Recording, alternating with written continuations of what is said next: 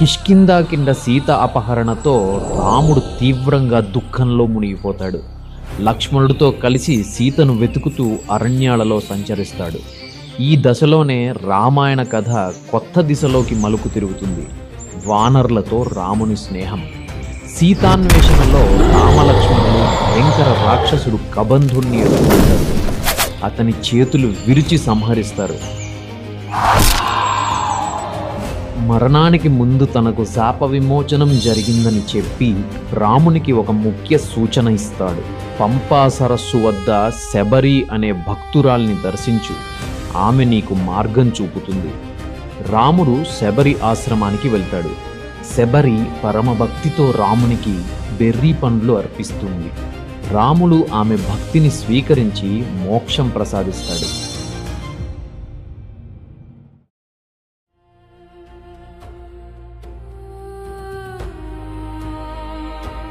పంపా సరస్సు వద్ద వానర మంత్రి హనుమంతుడు బ్రాహ్మణ వేషంలో రామలక్ష్మణులను కలుస్తాడు.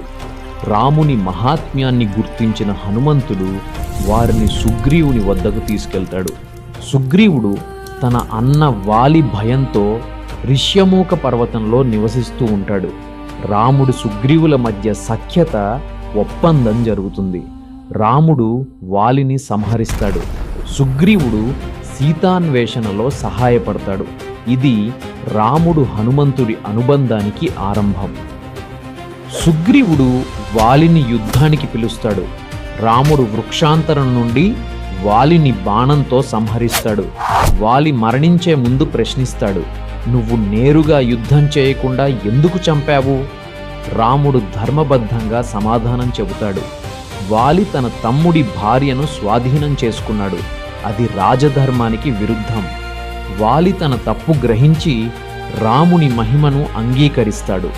అంగదుని సుగ్రీవునికి అప్పగించి మోక్షం పొందుతాడు.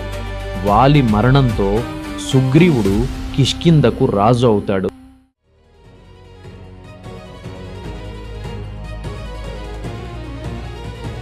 రాముడు తన మాట నిలబెట్టినప్పటికీ వర్షాకాలం కారణంగా సీతాన్వేషణ వాయిదా పడుతుంది. సుగ్రీవుడు రాజసుఖాలలో మునిగిపోతాడు. సమయం గడిచినా సుగ్రీవుడు తన వాగ్దానం నెరవేర్చకపోవడంతో లక్ష్మణుడు కోపంతో కిష్కింధకు వెళ్తాడు.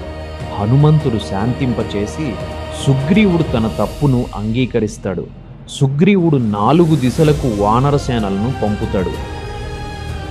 దక్షిణ దిశ బాధ్యత హనుమంతుడు అంగదులకు ఇస్తాడు. హనుమంతుని శక్తిని గుర్తు చేసేందుకు జాంబవంతుడు ప్రోత్సహిస్తాడు. సుగ్రీవుడు సీత అపహరణ సమయంలో పడిన ఆభరణాలను చూపిస్తాడు. రాముడు వాటిని చూసి సీతవని గుర్తిస్తాడు. ఇది సీత ఇంకా జీవించి ఉందనే ఆశను బలపరుస్తుంది.